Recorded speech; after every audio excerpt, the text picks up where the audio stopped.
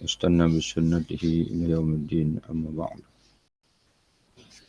Alhamdulillah, syukur kita kepada Allah Subhanahu Wa Taala. Pada pagi ini kita akan masuk kepada pasal yang baru dalam bab yang pertama daripada kitab Al-Mustakhlas fi Tazkiyatul Anfus, yang merupakan intisari ataupun intipati daripada Ihya Ulumuddin. Pasal yang ketujuh, tafakkur. Al-Faslu Sabi'u fi Tafakkuri. Pasal yang ketujuh daripada pasal-pasal berkenaan dengan penyucian jiwa ataupun wasilah penyucian jiwa. Allah Subhanahu Wa Taala berfirman, "Awalam yanzuru fi malakutis samawati wal ard wa ma khalaqallahu min syai'in." Surah Al-A'raf ayat 185. Dan apakah mereka tidak memperhatikan kerajaan langit dan bumi dan segala sesuatu yang diciptakan Allah. Malakutus samawati wal ard. Jadi apakah mereka tidak memerhatikan penciptaan kerajaan? Malakut ay mulkuhuma, yang kerajaan Allah di langit dan juga di bumi, dan segala yang diciptakan Allah. Kemudian Allah Subhanahu Wa Taala berfirman lagi, "Inna fi khalqis samawati wal ard wa ikhtilafil laili wan nahari laayatin liulil albab alladzina yadhkuruna Allah qiyaman wa qu'udan wa 'ala junubihim wa yatafakkaruna fi khalqis samawati wal ard." Surah Al-Imran ayat 190 hingga 191. Sesungguhnya dalam penciptaan langit dan bumi dan silih bergantinya malam dan siang terdapat tanda-tanda bagi orang-orang yang berakal. Iaitu terdapat tanda-tanda bagi orang-orang yang berakal. Terjemahan kepada ulil albab. Ulil albab, kata Imam Al-Wahidi dalam tafsirnya Al-Wajiz Zil Uqul, orang yang berakal. Dan sebagian tafsir menyebutkan ulil albab ay zil qulub, orang yang punya hati, orang yang punya hati yang jernih, mempunyai hati yang sejahtera, hati yang bersih. Ulil albab. Jadi sebaiknya diterjemahkan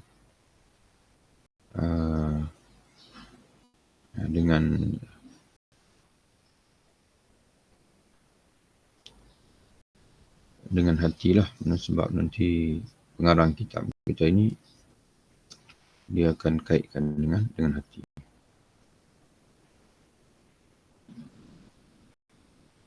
Ataupun kekalkan sebagai akal. Sebab nanti pengarang kita menyebutkan kamal aqli, kesempurnaan akal, la yakunu illa bi ijtima'i dzikri wal fikri. Kesempurnaan akal tidak akan tercapai melainkan dengan bergabungnya zikir dan juga fikir. Cuma yang menjadi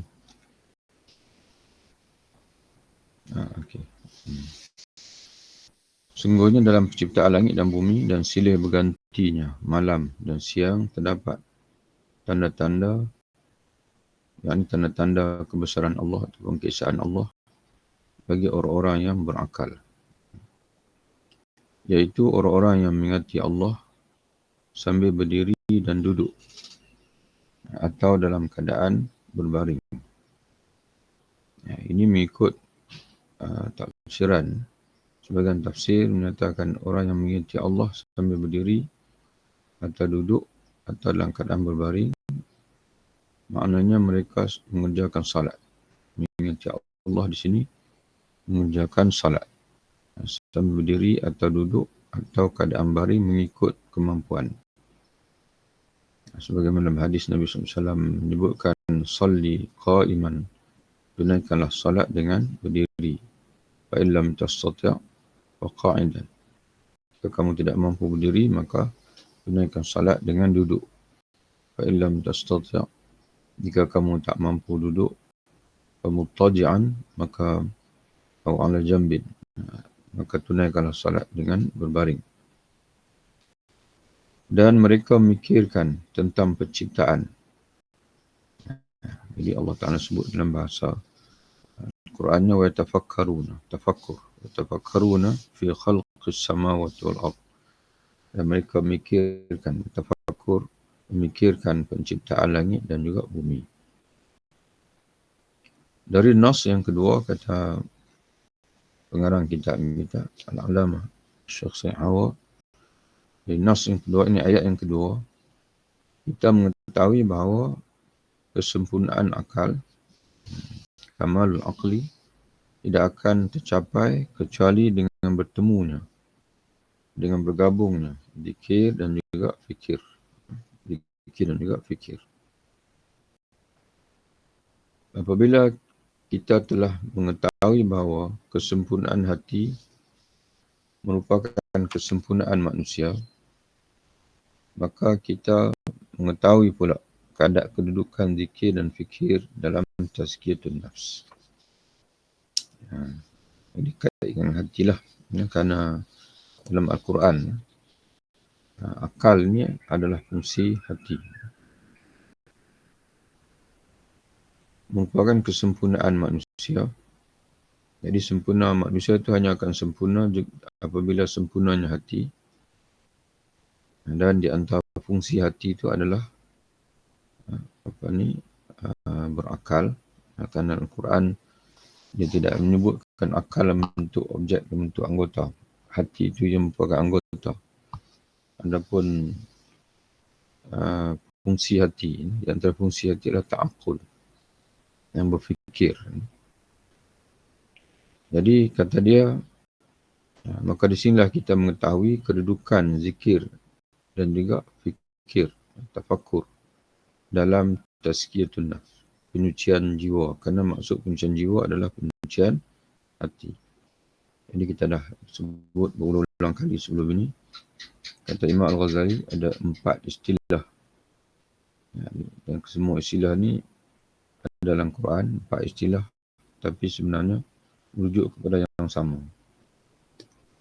Iaitu istilah al-qalb, hati, al-aql, al-ruh dan juga nafs.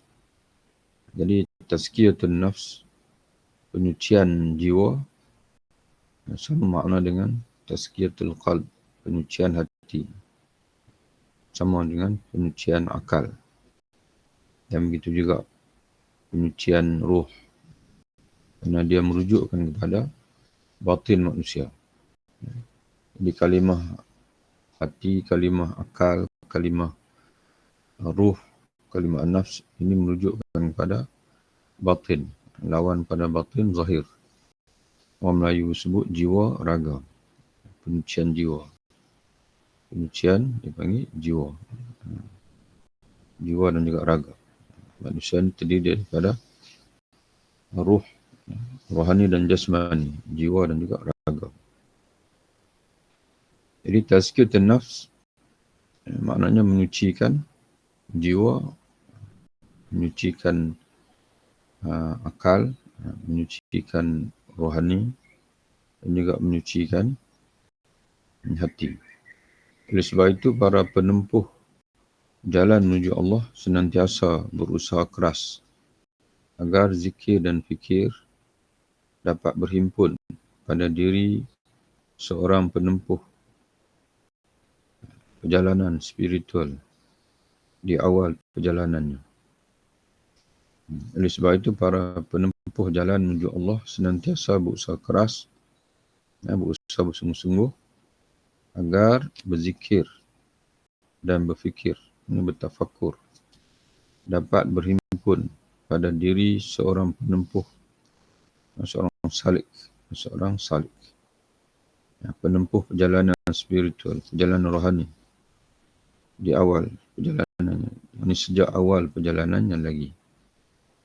Di sebab itu, tasawuf Imam Al-Ghazali ini adalah tasawuf suluki, tasawuf salik. Tasawuf yang mengajak kita untuk menempuh jalan penyucian jiwa. Jalan kerohanian untuk menyucikan jiwa. Ada satu lagi tasawuf, dipanggil tasawuf falsafi. Tasawuf falsafi, tasawuf falsafah.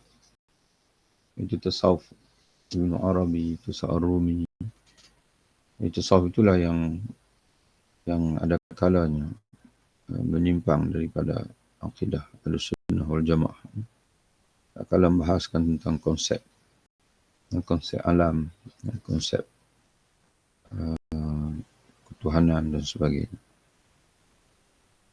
Kerana dimasukkan unsur-unsur falsafah dalam tasawuf itu.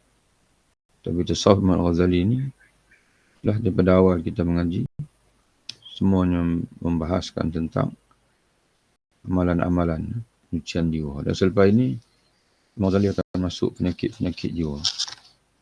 Penyakit-penyakit dalam bab yang kedua. Penyakit wujud, penyakit riak, penyakit gilakan pangkat, dukan dan sebagainya. Al-ghurur, tertipu, syuh, bakhil. Jadi dia tidak bermain dengan falsafah.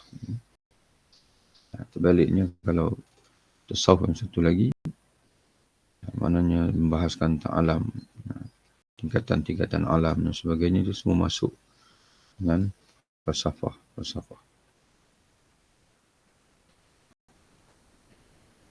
Seperti memikirkan berbagai hal, berbagai kejadian Allah. Memikirkan tentang diri kita, memikirkan tentang bagaimana Allah menciptakan bumi, bagaimana keadaan perubahan-perubahan yang berlaku pada diri kita. Ada ketika kita sihat, ada ketika kita sakit. Kenapa Allah Ta'ala mentakdirkan semua itu? Jadi kita berfikir sambil, kata dia, seraya mana sambil bertasbih, tahmid, takbir dan mentauhidkan Allah. Di dalam Ihya'na, ini Ihya' Ulumuddin Al-Ghazali, ini Imam Al-Ghazali telah memaparkan cara-cara bertafakur tentang penciptaan Allah. Sekiranya pembaca mencoba setelah membaca beberapa paragraf pembahasan ini, mencoba untuk merenungkan apa yang disebutkan oleh Imam Al-Ghazali, seraya menyertai fikir tersebut. Kerana Imam Al-Ghazali selepas ini dia akan ajar kita bagaimana bertafakur. Dimulai dengan bertafakur, memikirkan tentang diri sendiri. Bagaimana kejadian kita daripada mani, kemudian menjadi daripada nutfah menjadi alaqah, mudghah, kemudian lahir ke dunia dan sebagainya. Jadi di samping kita berfikir itu, kita sertakan dengan tasbih, tahmid, takbir dan tahlil. Niscaya, mana kalau kita buat begitu, kita baca paragraf demi paragraf apa yang Imam Ghazali akan sebut, akan ajar kepada kita cara bertafakur. Kita sertakan pula sambil bertasbih, berzikir, bertahlil dan sebagainya. Nescaya dia akan menyaksikan dampak hal tersebut secara langsung, mana kesan secara langsung di dalam hatinya, sehingga mengetahui pengaruh-pengaruh tafakur dalam hati dan juga jiwa. Jadi seolah-olah pengarang kata tak perlu kita habis selesai bab ini untuk kita mencobanya. Sebaliknya kita dah kita cuba laksanakan dalam pembacaan tu lagi. Jadi kita akan nampak kesan secara langsung dalam hati dan jiwa kita. Sesungguhnya zikir dan fikir dapat memperdalamkan ma'rifatullah di dalam hati, yang merupakan permulaan bagi setiap tazkirah. Jadi ma'rifah ini permulaan pada setiap tazkirah. Jadi bagaimana nak berdalamkan ma'rifatullah? Iaitu dengan zikir dan juga fikir. Dengan kita zikir dan juga dengan tafakkur, dengan dengan fikir. Jadi ma'rifah ni, sesungguhnya zikir dan fikir dapat memperdalam ma'rifatullah, mengenal Allah di dalam hati. Jadi kebanyakan para ulama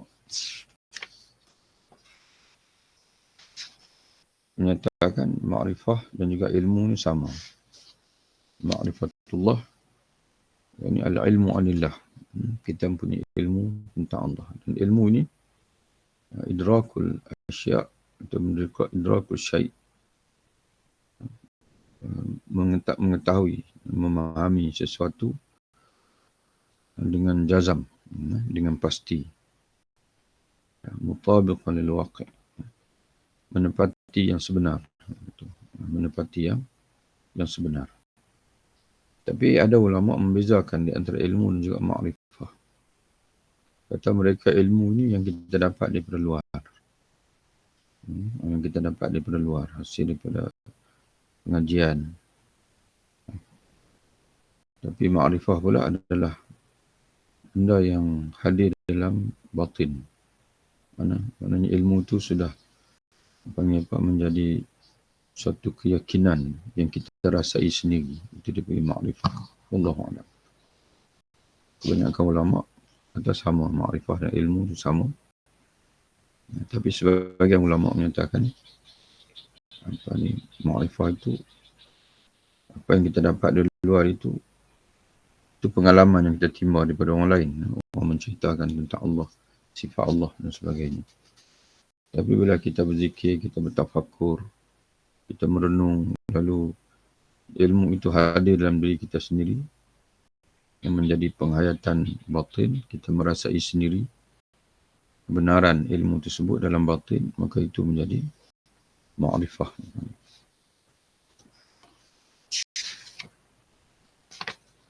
Oleh sebab itu, Al-Ghazali mengemukakan cara-cara tafakkur tentang ciptaan Allah secara panjang lebar. Maka Al-Ghazali rahimahullah berkata, ini yang berikutnya ni semua kalam yang dinakalkan oleh Al-Alamah Said Hawa daripada Ihya Ulumuddin. Cara tafakkur tentang makhluk ciptaan Allah. Ketahuilah bahawa setiap hal yang terdapat di alam wujud ini selain Allah adalah perbuatan Allah dan penciptaannya. Af'alullah. Af'alullah ni makna ciptaan Allah, perbuatan Allah. Segala alam yang berlaku di alam ini semuanya adalah berlaku dengan kehendak Allah dan juga dijadikan oleh Allah dengan dengan kudratnya, dengan kekuasaan dan penciptaannya. Dan setiap zarah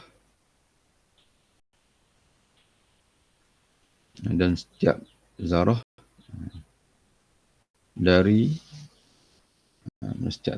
yang merangkumi inti, gejala, sifat atau atribut,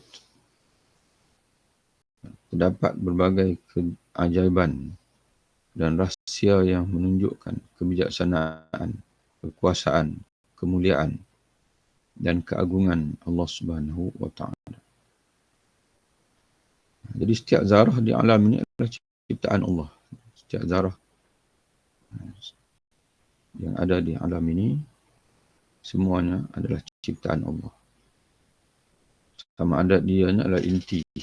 Dia terjemahan pada dalam bahasa Arabnya disebut kullu dzarratin minadz dzarrat min jauharin.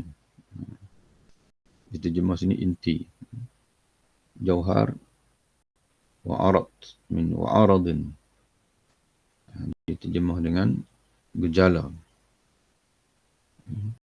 Wa sifatin, sifat, wa mausufin, mausuf, atribut. Jadi kalau dalam pengajian ilmu kalam, ilmu tauhid lah, kita biasa mengaji sifat 20. Jadi Allah SWT ini, dia akan bila sebut zat Allah itu, dia bukan jauhar, bukan arad. Jadi jauhar ini dia panggil apa, unit yang paling kecil yang bentuk alami. Unit yang paling kecil yang bentuk alami itu di segi ahli falsafah. Panggil zarah tu bila dirincik-rincik dirincik-rincik itu. Last sekali, paling halus, paling kecil, iaitulah jauhar. Unit atau unsur yang paling kecil yang bentuk alami. Jadi kemudian bila jauhar ini disusun, maka menjadilah jisim. Jadi jauhar ni ada dua. Jauhar fard, jauhar tunggal. Kemudian jauhar fard itu disusun. Maka jadilah jauhar murakkab. Jauhar murakkab adalah jisim. Jadi jisim ni adalah jauhar, unit-unit yang tersusun. Kemudian daripada jisim bentuk jirim. Jirim ni tiap perkara yang mengambil tempat, mengambil ruang dan tertakluk dengan masa. Jadi sebab itu dalam akidah Asy'ariyah, Allah bukan jirim, bukan jisim. Sebab dia tidak tertakluk dengan tempat dan juga masa. Kerana kedua-dua tempat dan masa itu adalah ciptaan Allah SWT. Masa adalah ciptaan Allah, tempat juga ciptaan Allah. Jadi jika sekiranya disebut Allah itu bertempat dan bermasa, jadi seolah-olah kita menafikan kewujudannya sebelum adanya tempat dan juga masa. Arad pula adalah dipanggil perubahan-perubahan pada jirim. Perubahan-perubahan yang berlaku pada jirim. Contohnya size, dia panggil size tinggi besar, size lebar ataupun kecil atau besar, itu semua arad. Kemudian tinggi ataupun rendah, kemudian lagi hitam ke putih ke, itu dipanggil arad. Sifat ataupun dalam bahasa lain sifat-sifat kepada jauhar itu arad lah. Jadi sebab itu Allah tidak boleh, oleh kerana laisa kamitsli syai', Allah tidak sama dengan sesuatu, maka tidak boleh kita meletakkan arad itu kepada Allah, kerana arad ini adalah sifat bagi jisim, sifat bagi jauhar. Jadi tak boleh kita kata Allah itu tinggi, Allah itu rendah, Allah Ta'ala itu warna sekian-sekian, kerana laisa kamitsli syai', Allah tidak sama dengan sesuatu, maka tidak boleh digambarkan Allah itu bersifat sebagai sifat makhluk, iaitu Allah itu memiliki arad sebagaimana makhluk. Jadi sebab itu digunakan istilah zat bagi Allah Subhanahu Wa Taala dan digunakan istilah sifat. Wasifatin wa mausufin, dan segala sifat dan juga yang disifatkan. Kita lihat di alam ni semuanya memiliki keajaiban. Terdapat baik keajaiban dan rahsia yang menunjukkan kebijaksanaan, kekuasaan, kemuliaan dan keagungan Allah.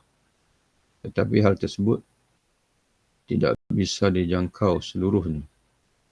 Karena sekiranya lautan dijadikan tinta untuk menulis hal tersebut, nescaya lautan itu akan mengering sebelum mencapai 1/10-nya. Jadi betapa luasnya ilmu Allah dan betapa besarnya keajaiban-keajaiban, betapa banyaknya keajaiban rahsia yang terkandung dalam ciptaan-ciptaan Allah di alam ini. Kalau 7 lautan, air di 7 lautan jadikan dakwat pun tak akan dapat mencatat sekalipun 1/10 saja. Dalam Al-Quran terdapat ayat-ayat yang menggalakkan tafakkur tentang ciptaan Allah. Di antaranya firman Allah, sesungguhnya dalam penciptaan langit dan bumi dan silih bergantinya malam dan siang terdapat tanda-tanda bagi orang-orang yang berakal. Al-ayatin liulil albab. Sebagaimana firman Allah juga di antara tanda-tanda kekuasaannya dari awal Al-Quran. Wa min ayatihi, mana Allah Ta'ala selalu ulang dalam Quran, wa min ayatihi. Kemudian disebut sekian-sekian ciptaan dia. Dari awal Al-Quran hingga akhirnya, maka marilah kita kaji. Kata Imam Ghazali, marilah kita mengkaji cara-cara bertafakur tentang sebahagian tanda-tanda kekuasaan tersebut. Di antara tanda-tanda kekuasaannya, yakni kekuasaan Allah, ialah manusia yang tercipta dari nutfah, iaitu tetes mani. Sesuatu yang paling dekat denganmu adalah dirimu sendiri. Di dalam dirimu terdapat berbagai keajaiban yang menunjukkan keagungan Allah. Sepanjang hidupnya manusia tidak sanggup, sepanjang hidupnya manusia tidak akan sanggup mengungkap 10/10. 1/10 daripada keajaiban diri sendiri pun manusia tak akan mampu untuk menghurai, tak akan mampu untuk memenuhi kajian yang sepatutnya.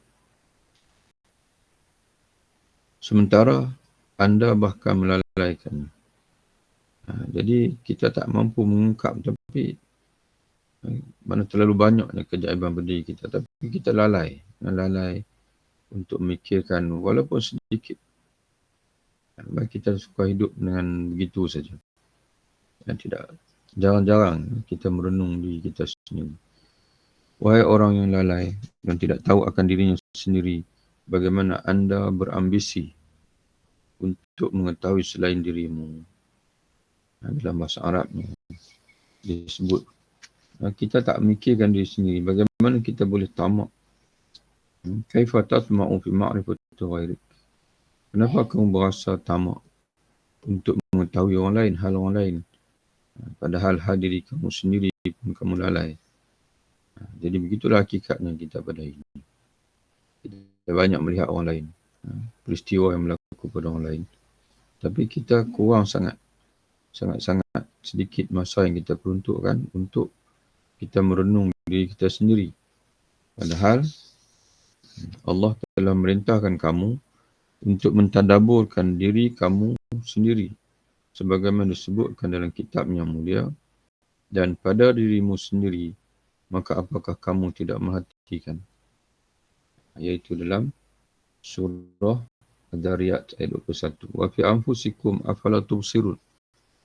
Dan pada diri kamu sendiri, kata Allah, kenapa kamu tidak merhatikan? Tubsirun, al-basar, memandang, memerhati dengan ru'yah al-qalbiyah, bukan ru'yah basariyah. Kerana ru'yah basariyah ni kita duk tengok selalu, mengadap cermin tengok diri. Itu pandangan luaran, pandangan mata. Ini pandangan mata hati. Melihat diri sendiri dengan pandangan mata hati. Jadi kita banyak tengok orang lain. Orang ini tak kena, orang ni tak, orang sana tak kena. Orang ni silap. Orang itu sepatutnya begitu, orang itu sepatutnya begini. Tapi kita sendiri itu tak pernah tengok, jarang kita tengok. Yang jarang kita perhatikan diri kita sendiri itu. Bagaimana hati kita, Bagaimana akal kita, ilmu kita, bagaimana mata kita. Apakah mata kita ini terjaga, bagaimana telinga kita, apakah telah terjaga dan sebagainya. Itu jarang kita perhatikan. Bagaimana diri kita akan menempuh alam kubur nanti, alam barzakh nanti. Bagaimana diri kita nanti bila berada di mahsyar nanti, bila melalui titian as-sirat, bila kita nanti akan bertemu dengan Nabi kita Muhammad SAW. Tak kala dia panggil kita, datanglah minum, kata Nabi. Ada di kalangan umatku yang aku panggil, tapi mereka diusir oleh malaikat. Malaikat aku panggil, tapi mereka nak datang, nak hampir, mereka diusir oleh malaikat. Lalu aku berkata kepada malaikat, kenapa usir mereka umatku? Lalu malaikat berkata, kamu tidak tahu, wahai Muhammad, apa yang berlaku selepas kematian kamu.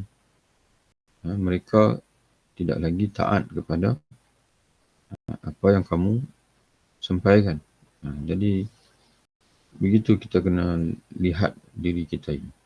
Banyak memikirkan tentang diri sendiri, kurang memikirkan tentang orang lain.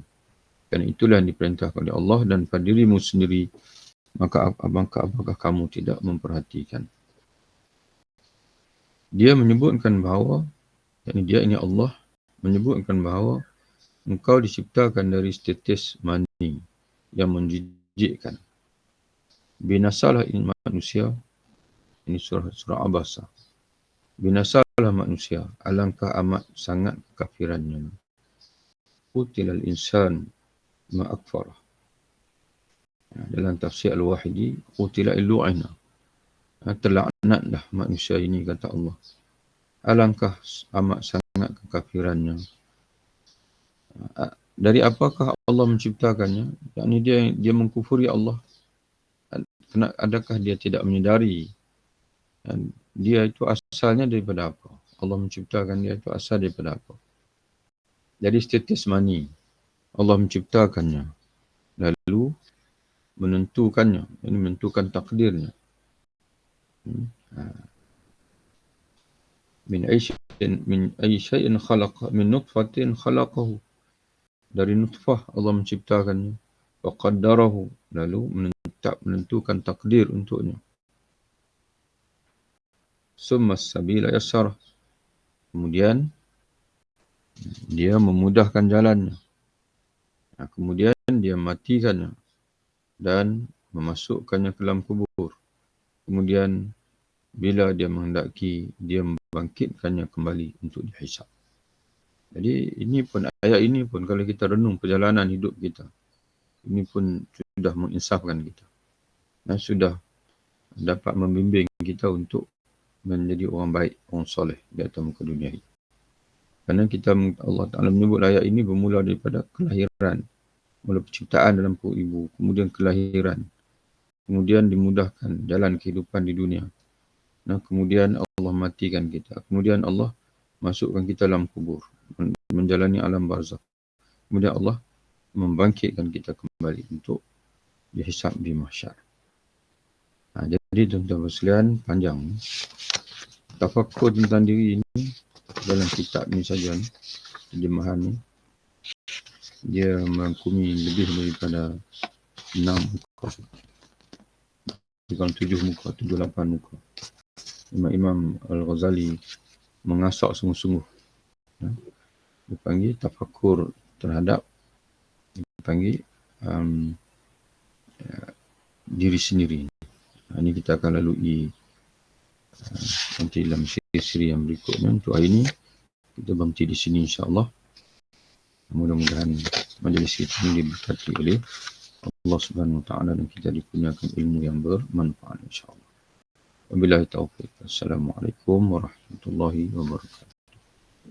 Waalaikumsalam. Terima kasih, Ustaz. Ya, sama. Terima kasih, Ustaz. Jumpa.